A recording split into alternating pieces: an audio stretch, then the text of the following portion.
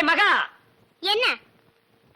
உங்க அப்பா என்னமோ பெரிய மங்கம்மா மாதிரி என்கிட்ட சபதம் போட்டு போனானே. இன்னைக்கு வெள்ளிக்கிழமை அந்த பூக்காரி கழுத்துல தாலியை கட்டி நான் கூட்டிட்டு வரதான் போறேன். உங்க அப்பா ஊர்ல போய் மாடு மேய்க்க சொல்லு. ஐ டக்கா, இந்தாங்க தாலி. வாங்கி வச்சுட்டு மறந்துட்டு போறீங்க, போய் கட்டிட்டு வாங்க. இந்தாங்க. மாப்பிள எங்க கழுத்துல என்ன காணோம்? டேய் யாரா நீ? என் வீட்டுல வந்து மாப்பிள்ளை சொந்தம் கொண்டாடுற?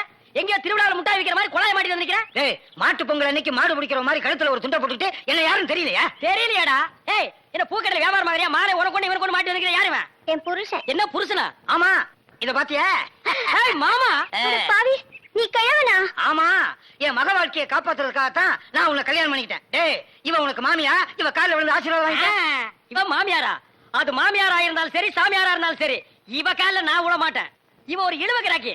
இவகிட்ட நான் மாட்டிக்கிட்டு இருந்தேன். இவளை கழட்டி விடுறதுக்காக தான் நான் உங்ககிட்ட சேலஞ்ச் விட்டேன். நீயே மாட்டிக்கிட்டியா? காலம் பூரா இவ காலில் நீ விழுந்துக்கிட. இந்தா 1000 ரூபாய் மொய்.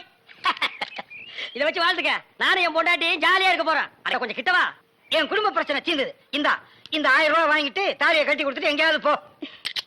பாரியா, நீ கிழவனோ குமரனோ எப்படியோ என் புருஷன் ஆயிட்ட. ஒழுங்கா உன் பேர்ல இருக்கிற வீட்டை என் பேர்ல எழுதி வை. இப்படி எல்லாம் கேட்பேன்னு தெரிஞ்சுதான் என் வீட்டை சின்ன பொண்ணு பேருக்கு எழுதி வச்சுட்டேன். எவனும் என்ன டச் பண்ண முடியாது. நான் டச் பண்ணிட்டேன். சின்ன பொண்ணு பேர்ல வீடு இருக்குல்ல, அதனால நான் கல்யாணம் பண்ணிட்டேன். அண்ணே, இனிமே நான் உங்க சகல. நாதாரி குடும்பம்டா.